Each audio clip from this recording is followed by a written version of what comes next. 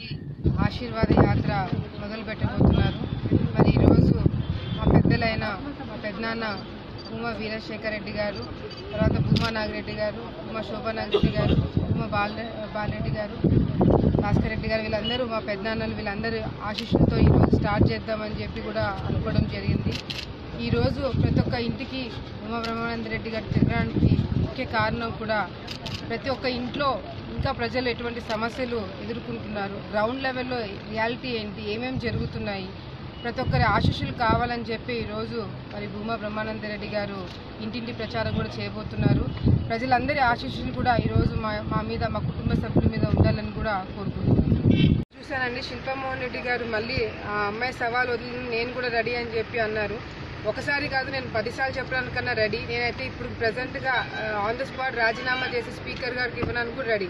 కానీ గతంలో ఆయన చెప్పిన మాట గురించి ఆయన సమాధానం చెప్పాల్సిన అవసరం ఉంది.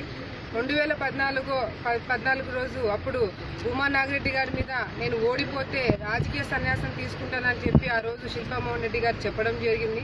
మరి ఫస్ట్ ఆయన దానికి సమాధానం చెప్పి దాని తర్వాత నేను ఆయనకు అప్పుడు ఆ సమాధానం బట్టి నేను కూడా సవాల్ వదిలేయడం జరుగుతుంది.